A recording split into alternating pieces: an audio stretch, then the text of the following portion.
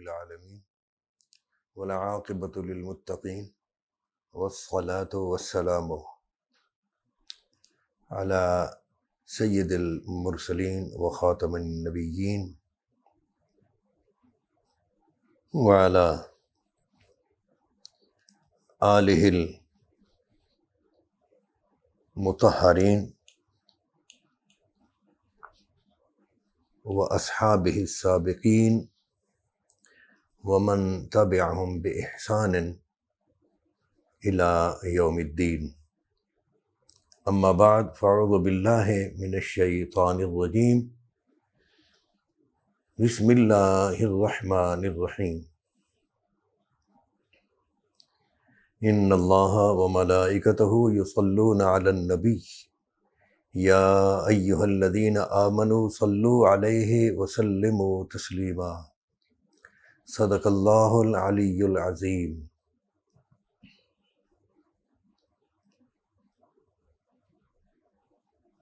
اللہ رب العزت کے فضل، اس کے کرم اور اس کے احسان کے ساتھ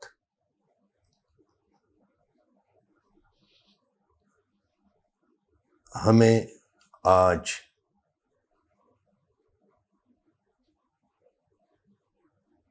یہ پہلا درس دینے کا شرف حاصل ہو رہا ہے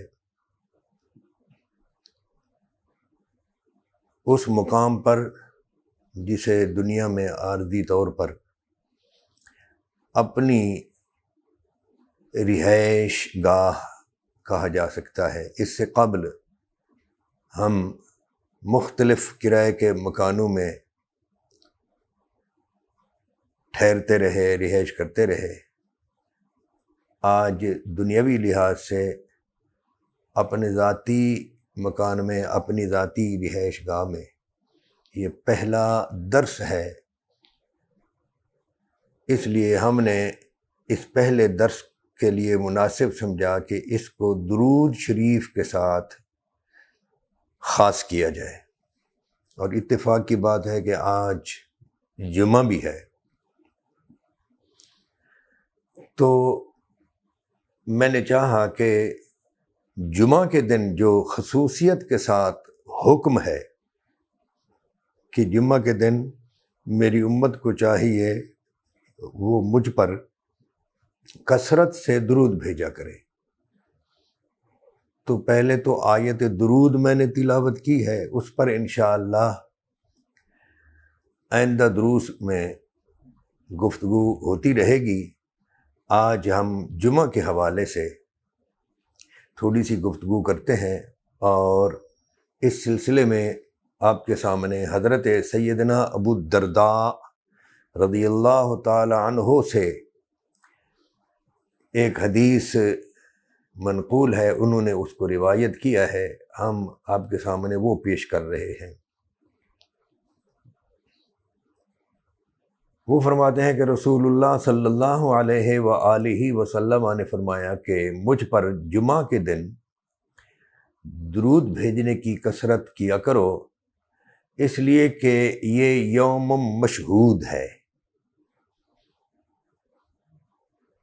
حاضری کا دن ہے، حاضر ہونے کا دن ہے، جمع ہونے کا دن ہے۔ آگے آقا کریم نے خود ہی یوم مشہود ہونے کی وجہ بیان فرما دی کہ تشہدہ الملائکہ، اس میں ملائکہ حاضر ہوتے ہیں۔ ویسے قرآن کریم میں قیامت کے دن کو بھی یوم مشہود کہا گیا ہے، غالباً سورہ ہود ہے، ذالک یوم مجموع لہ الناس وذالک یوم مشہود۔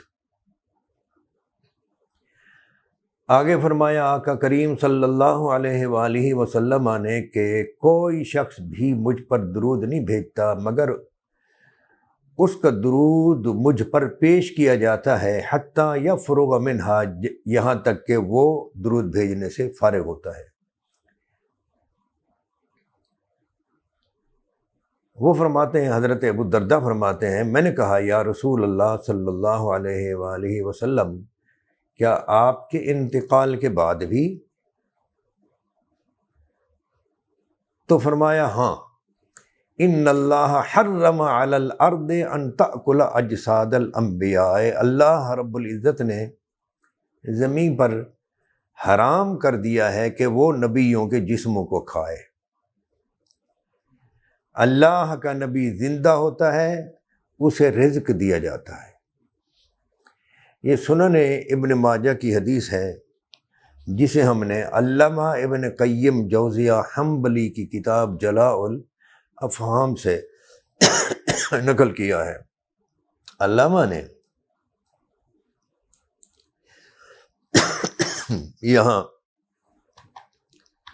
سیدنا ابو درداء رضی اللہ تعالی عنہ سے یہی حدیث ان الفاظ میں بھی نقل کی ہے کہ آقا نے فرمایا لیس من عبد یصلی علی الا بلغنی صوتہ حیث کان، کوئی بندہ ایسا نہیں جو مجھ پر درود بھیجے مگر اس کی آواز مجھ تک پہنچتی ہے، وہ جہاں بھی ہو۔ بلغنی صوتہ، پہلے الفاظ تھے عرضت علیہ صلاتہ، اس کی صلات مجھ پر پیش کی جاتی ہے۔ اب سوال یہ ہے کہ صلات تو اس نے پڑھی ہے، صلات کے الفاظ ادا کیے ہیں، تو وہ جو صلات کے الفاظ ہیں وہ پہنچائے جاتے ہیں یا صلات کے الفاظ مع آواز پہنچائے جاتے ہیں؟ آج کل ہم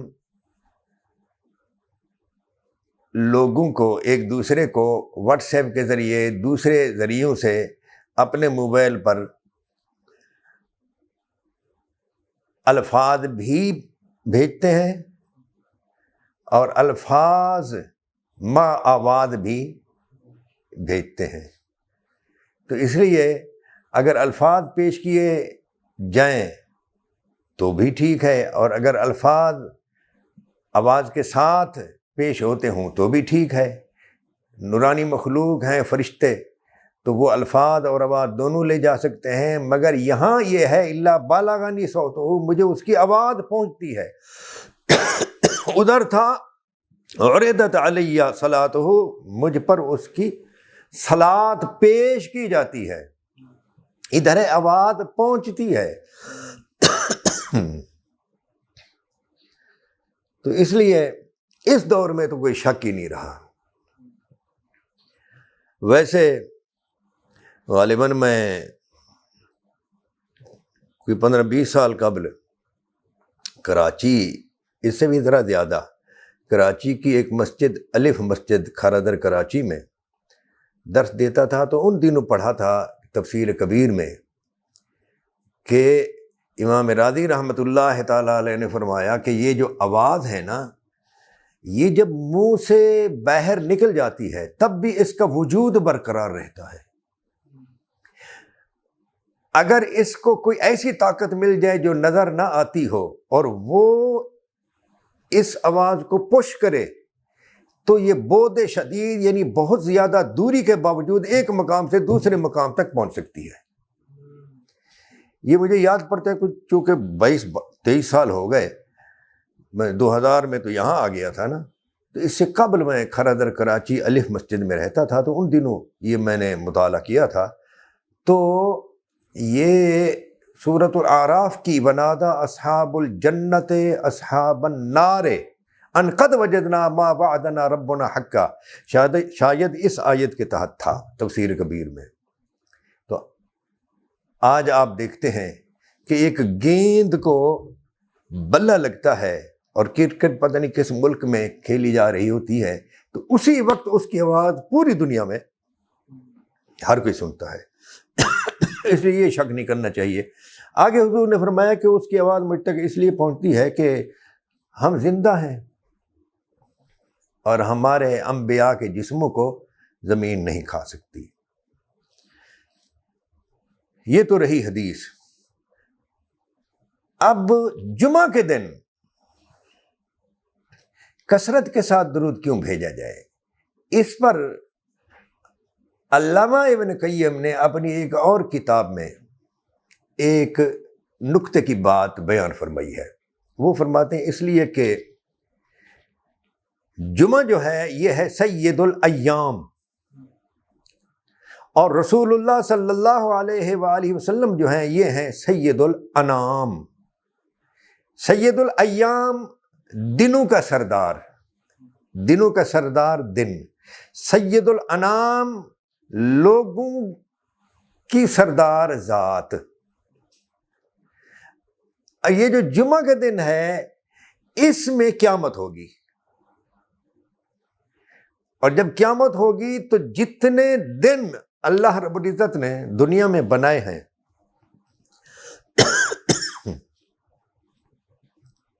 وہ سارے دن، جتنے دن ہم گزار رہے ہیں نا، ہم سے پہلی مخلوق بھی اپنی اپنی زندگی گزار چکی ہے۔ جو شخص اپنی زندگی گزارتا ہے تو اس کی زندگی کے ساتھ دن گزرتے ہیں نا۔ تو اللہ تعالیٰ نے جتنے دنوں کی یہ دنیا بنائی ہے یہ سارے کے سارے دن قیامت کے اس دن کے اندر جمع ہو جائیں گے۔ ہاں جی، اور سب کا حساب ہوگا۔ اس لیے اللہ تعالیٰ نے فرمایا مالک یوم الدین، وہ قیامت کے دن کا مالک ہے۔ کیا وہ باقی دنوں کا مالک نہیں ہے؟ سب دنوں کا مالک ہے۔ تو قیامت کے دن جب سارے اگلے پچھلے دن ساری مخلوق کے جمع ہو جائیں گے اور ہر ایک بندے سے حساب ہوگا، جو بندہ بھی ہے اس سے حساب ہوگا، جو بندہ بھی ہے، مسلم ہے یا غیر مسلم، ہر ایک سے حساب ہوگا۔ بغیر حساب کے اللہ تعالیٰ جن کو جنت میں بھیج دے وہ الگ بات ہے، لیکن جب حساب ہوگا تو پھر ہر ایک سے پوچھا جائے گا۔ اور جب انسان کو حساب کے لیے لایا جائے گا اور قیامت کے دن جب چاند سورج وغیرہ یہ سب اپنے اپنے اس حالت سے اللہ معاف کریے کیا ہو گیا ہے، دیگرگوں حالت ہوگی جب ان سب کی، تو قرآن میں وَجُمِعَ الشَّمْسُ وَالْقَمَرُ فَإِذَا بَرِقَ الْبَصَرُ وَخَسَفَ الْقَمَرُ وَجُمِعَ الشَّمْسُ وَالْقَمَرُ، تو حالت یہ ہوگی کہ انسان حیران ہو کر کہے گا یقول الانسان یومئذ این المفر، آج کہاں بھاگ جاؤں۔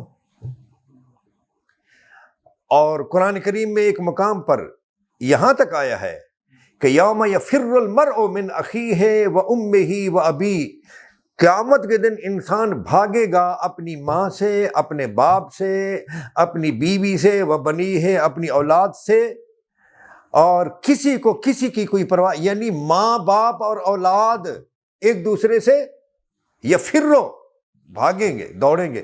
ایک اور مقام پر یہاں تک آیا ہے یود المجرم، قرآن میں یود المجرم لو یفتدی من عذاب یومئذ ببنیہ وصاحبتہ واخیہ، کہ مجرم قیامت کے دن یہ آرزو کرے گا کہ کاش آج کے دن میری اولاد، میری بیوی، میرے بہن بھائی، ومن فی الارض جمیعا، اور روئے زمین کے تمام لوگ فدیہ بن جائیں، میرا بدلہ بن جائیں، ثم ینجی، اور مجھے نجات مل جائے۔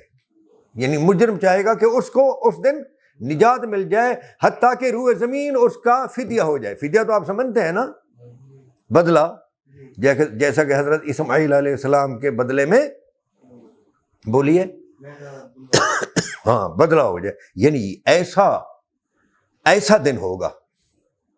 تو ایسے دن میں، اور وہ ہوگا جمعہ کا دن۔ کون سا دن ہوگا؟ قیامت کا دن تو ہوگا، لیکن ہوگا جمعہ۔ تو اس جمعے میں دیکھیے مخلوق تو بہت ہے نا، لیکن مخلوق کے سردار ہیں حضور، دن تو بہت ہے نا، اور دنوں کا سردار ہے جمعہ۔ پھر ان سارے جمعوں کا اور ان سارے دنوں کا سردار کون سا دن ہوگا؟ وہ دن ہوگا مالک یوم الدین، وہ جمعہ کا دن، جس کی نسبت اللہ تعالیٰ فرما رہے ہیں کہ وہ قیامت کے دن کا مالک ہے۔ تو ایسے دن میں جب ساری اگلی پچھلی مخلوق جمع ہوگی اور ماں باپ، بہن بھائی، اولاد وغیرہ کوئی کسی کا پرسان حال نہیں ہوگا، تو ایسے میں حضور فرماتے ہیں مجھ پر کثرت سے درود بھیجو تاکہ سید الایام میں، اس سب سے بڑے سید الایام میں سید الانام تمہارے کام آ جائے۔ یہ نکتہ ہے جمعہ کے دن کثرت سے درود بھیجنے کا، یہ وجہ ہے۔ تو ہمیں چاہیے کہ ہم جمعہ کے دن، جمعہ کی شب جمعہ سے ہی ہم شروع ہو جائیں، جو ہی چلتے پھرتے اٹھتے بیٹھتے تسبیح پر دروشی پڑھیں، انگلیوں پر دروشی پڑھیں، رات کو پڑھیں، صبح پڑھیں، فجر کی نماز کے بعد پڑھیں، چلتے پھرتے پڑھیں، اور پھر جمعہ کے بعد خصوصاً پڑھیں۔ اور علماء کرام فرماتے ہیں جمعہ اور عصر کے درمیان ایک خاص ساتھ ہوتی ہے، اس میں پڑھیں۔ بعض حضرات نے عصر اور مغرب کے درمیان بھی ایک جمعہ کے دن خاص ساتھ بتائی ہے۔ تو کوئی وقت خالی نہیں ہونا چاہیے۔ میں تو چاہتا ہوں ہر گھنٹے میں چند مرتبہ دروشی پڑھ لینا چاہیے۔ اگر بندہ ایسا کرے تو وہ لازماً کثرت سے جمعہ کے دن کثرت سے درود پڑھنے والوں میں شامل ہو سکے گا۔ اللہ تبارک و تعالیٰ سے دعا ہے کہ ہمیں تمام ایام میں بالخصوص جمعہ کے روز اپنے آقا کریم اور آپ کی آل پاک پر کثرت سے درود اور سلام بھیجنے کی سعادت عطا فرمائے۔ آمین ثم آمین، وما علینا الا البلاغ۔